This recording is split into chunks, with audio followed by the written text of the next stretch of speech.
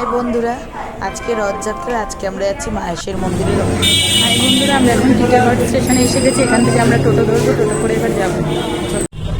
High, আমরা এখন যাচ্ছি লক্ষ্মীঘাটের দিকে। লক্ষ্মীঘাট থেকে আমরা বেল পার হয়ে যাবো বাড়ি গিয়ে কিছুটা হেঁটে আমরা মাহেশের মন্দিরে যাবো।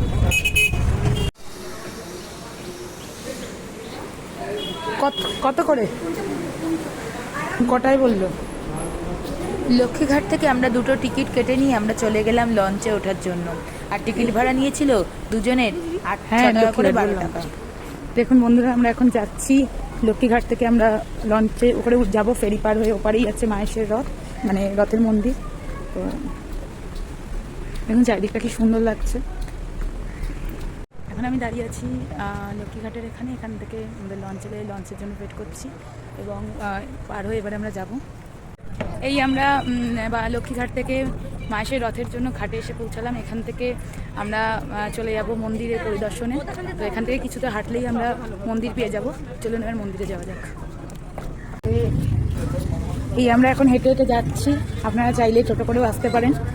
এখানে সব টোটোগুলো যাচ্ছে, জগন্নাথের বাড়ি বললেই নিয়ে যাবে, কিন্তু আমরা হেঁটে হেঁটেই, বেশি দূর নয় বলে আমরা হেঁটেই চলে যাচ্ছি।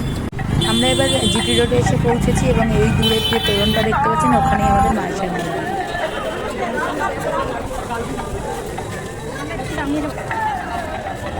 এই দেখুন বন্ধুরা, আমরা একদম মহেশের রথ মন্দিরের একদম সামনে।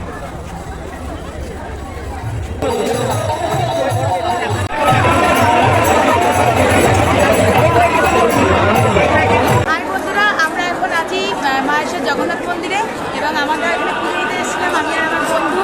এবং পুজো দেওয়া হয়ে গেছে, দেখতেই পাচ্ছ খুবই ভিড় রয়েছে। পুজো দেওয়া হয়ে গেছে, এই আমরা ভোগ নিয়ে নিয়েছি, পার্সেল নিয়ে নিয়েছি। জগন্নাথের আশীর্বাদ নিয়ে এরপরের পরবর্তী জায়গাগুলো এবার আমরা ঘুরে দেখবো। দেখো কত ভিড়, কত ভক্তদের আজকে এখানে ভিড় হয়েছে, তোমরা দেখতেই পাচ্ছ। এখন আমরা জগন্নাথ মন্দির থেকে পুজো দিয়ে বেরিয়ে রথটা দেখো দূরেই দেখতে পাচ্ছ, ওইখানে রথটা দাঁড়িয়ে আছে। ওই রথটা আমরা এখন দেখতে যাবো। দেখতে পাচ্ছেন এখানে রথের মেলা বসেছে। মেলার গ্রাউন্ডটা সন্ধ্যাবেলা এখানেই মেলা চলে। সব মেলার এই উল্টো দিকেই এই রথ রাখা রয়েছে। দুপুর নাগাদ রথটা বেরিয়ে যাবে বাইরের দিকে। তো আমরা রথের দিকেই যাচ্ছি। কি সুন্দর করে রথটাকে সাজানো হয়েছে দেখুন। প্রতি বছর এই সময়ে রথটাকে এত সুন্দর করে সাজানো হয়, অপূর্ব সুন্দর লাগছে। এই রথে বসেই দুপুরবেলা 2টা থেকে 3টার মধ্যে এখান থেকেই জগন্নাথ দেব রথে করে যাত্রা করবে তার মাসির বাড়িতে। ছবি রথ দেখে আমরা এখন যাচ্ছি কোন্নগর ঘটিবাজারের দিকে। কোন্নগর ঘটিবাজার থেকে আমরা টোটো ধরবো, টোটো করে চলে যাবো কোন্নগর বাটা মোড় এবং সেখান থেকে আমরা যাব অবনীন্দ্রনাথ ঠাকুরের বাগান বাড়ি। এই দেখুন চারিদিকে সব খাবার দোকান বসেছে, মানে এইখানে এই সময় তো মেলা চলছে, সেই জন্য এখন থেকেই দোকানগুলো বসে গেছে। এখন আমরা বাটার মোড় থেকে এই সিদ্ধেশ্বরী কালী মন্দিরে প্রণাম করে নিয়ে আমরা এখন যাচ্ছি অবনীন্দ্রনাথ ঠাকুরের বাড়ির দিকে, বাগান বাড়ির উদ্দেশ্যে। এই রাস্তা দিয়ে সোজা আসতে হবে, যে রাস্তা দিয়ে এলাম রাস্তাটা পার হয়ে যেখানে নামানো হবে রাস্তা পার হয়ে ওপরে ঠিক আমরা যেখান থেকে অবনীন্দ্রনাথ ঠাকুরের বাড়ি ছিলাম সেখান থেকে কিছুটা মেন রাস্তা থেকেই ভেতরের দিকে ঢুকে এলেই ডান দিকে পড়বে। রাস্তায় ঢুকে এলে আমরা এখন যাচ্ছি ঋষি অরবিন্দের বাড়িতে। এই দেখুন আমরা ঋষি অরবিন্দের বাড়িতে এসেছি, কিন্তু এই 1টা বেজে যাওয়ার কারণে আমাদের এখানে এখন ঢুকতে পারা যাচ্ছে না। 1টা অবধি টাইমিং ছিল, আমাদের আসতে একটু লেট হয়ে গেছে। তো এখান থেকেই আমরা খানিকটা দেখতে পাচ্ছি, সেটা আপনাদের সাথে শেয়ার করছি। দেখুন আমরা ঋষি অরবিন্দের বাড়ি গেছিলাম, দেখতে পাইনি, তারপরে আমরা চলে এলাম। এই দেখুন আমরা হাঁটতে হাঁটতে চলে এসেছি অবনীন্দ্রনাথ ঠাকুরের বাড়ি। একদম এই রাস্তার মোড়ের মুখেই একদম ডান দিকে সোজা এলে দিক থেকে আমরা বাঁ দিকে দেখতে পাবেন এবং এর মধ্যে থেকে আমরা ভেতরের দিকে চলে যাচ্ছি। দুদিকে সারি সারি করে গাছ দেওয়া রয়েছে, ভেতরটা অনেক বেশ ঠান্ডাও লাগছে। আমরা একদম চলে এসেছি অবনীন্দ্রনাথ ঠাকুরের বাগান বাড়ির এখানে এবং এখানেই দেখুন টিকিট কাউন্টার আছে। টিকিট কাউন্টার থেকে আমরা টিকিট কেটে এবার ঢুকবো। বাগান বাড়ির প্রবেশ মূল্য 10 টাকা করে। টিকিট কেটে নিয়ে এবার আমরা বাগান বাড়ির ভেতরে ঢুকবো।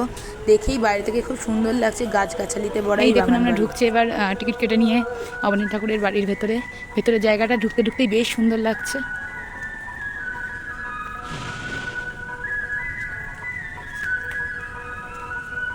পূর্ব সুন্দর জায়গা, গাছগাছালিতে চারিদিক ভরা, খুবই শান্ত পরিবেশ। এই দেখুন এটাকে যে হেরিটেজ প্রপার্টি বলে তকমা দেওয়া হয়েছে, তার এখানে একটা স্মৃতি রাখা হয়েছে। ডান দিকে যে রুমগুলো ছিল এবার সেই রুমগুলোর দিকে আমরা গেলাম, সেখানে কি কি আছে দেখার জন্য।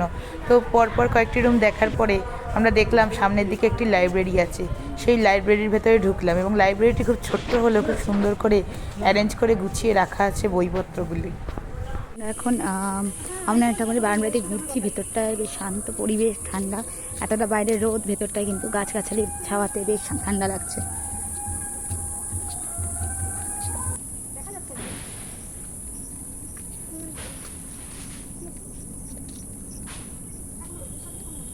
বন্ধুরা, এখন আমরা এসে গেছি এই অবনীন্দ্রনাথ ঠাকুরের বাগান বাড়ির ভেতরে আছি এবং চারিদিকে গাছগাছালিতে ভরা অপূর্ব সুন্দর জায়গা।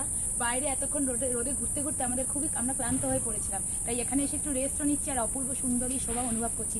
পাশে রয়েছে গঙ্গা, আমরা এবার ওই পাড়টা ঘুরে দেখব। তো চলুন বন্ধুরা, আপনাদের তার সাথে ঘুরিয়ে দেখিয়ে দিই যে বাগান বাড়িটা কতটা সুন্দর। চলুন তাহলে এবার আমরা গঙ্গার ওই পাশটা দেখতে যাচ্ছি। দেখুন এখানে খুব সুন্দর করে সাজানো রয়েছে।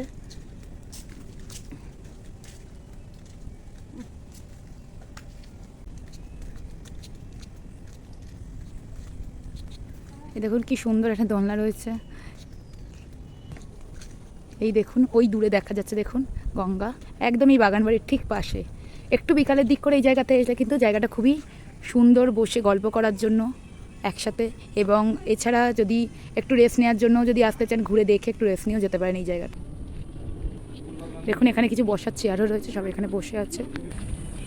এই হচ্ছে বাগানের ভিতরে যে তার বাড়িটা রয়েছে, সেই বাড়িটা একদম সামনে সুন্দর করে সাজানো রয়েছে বাগানটা। এই আমরা দুজনে মিলে চলে এসেছি বাড়ির ভেতরটার সামনে, একদম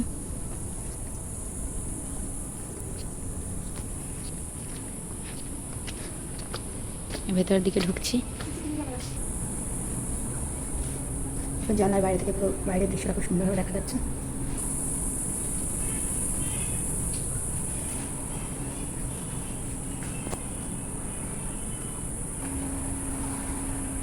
এখন ওয়েদারটা কি অপূর্ব সুন্দর লাগছে, চারিদিকে হাওয়া দিচ্ছে, একদম সুন্দর একটা পরিবেশ, এত সুন্দর হাওয়া দিচ্ছে, অপূর্ব লাগছে।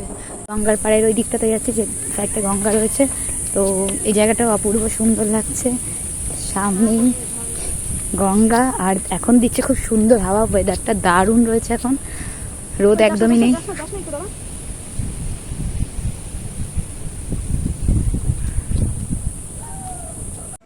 আমরা অবনীন্দ্রনাথ ঠাকুরের বাড়ি থেকে বেরিয়ে এই মুহূর্তে টোটোতে করে আবার কন্যাগর ফেরিঘাটের দিকে যাচ্ছি। ওখান থেকে ফেরি পার হয়ে আমরা বাড়ির উদ্দেশ্যে রওনা দেবো।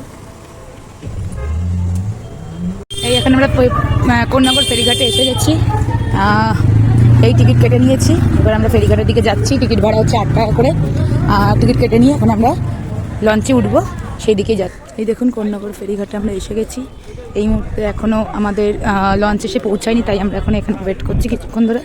তো এইখানে একটুখানি আমরা সময় কাটিয়ে নিচ্ছি লঞ্চে ওঠার আগে। আমরা এবার লঞ্চে উঠবো বলে যাচ্ছি, প্রচণ্ড টায়ার্ড আছি, যদিও ওয়েদারটা এখন বেশ ভালো, হাওয়া দিচ্ছে, গঙ্গার হাওয়াটা আমরা পাচ্ছি।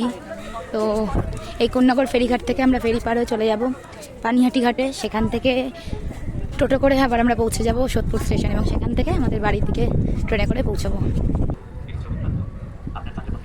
দেখো আমরা এখন ফেরিতে করে লঞ্চে করে যাচ্ছি এবং দূরে দেখো দেখতে পাচ্ছ ইসকনের মন্দির দেখা যাচ্ছে। পানিহাটি ফেরিঘাট থেকে বেরিয়ে পানিহাটি ইসকন মন্দিরের দিকে যাব, পাশেই ইসকন মন্দির আছে। আমরা যখন লঞ্চে ছিলাম সেখান থেকেও দেখতে পাচ্ছিলাম, তো সেটাও আমরা এখন এরপরে পরে আমরা দেখতে যাচ্ছি। একদম সোজা এসে এই ফেরিঘাটের পাশে যেখানে এই অটো স্ট্যান্ডগুলো রয়েছে, এই অটো স্ট্যান্ডের পাশ থেকে আমরা চলে যাচ্ছি ইসকনের দিকে। আমরা সোজা এসে একদম এই ইসকন মন্দিরের গেটে যাচ্ছি। একদম অটো স্ট্যান্ড থেকে একটুখানি সোজা হাঁটলেই 2 মিনিটের রাস্তা। একদম এসে আমরা এখানে ইসকন এবার ঢুকবো। ভেতরটা কীরকম কি আপনাদেরকে দেখাচ্ছি, তো দেখতে থাকুন।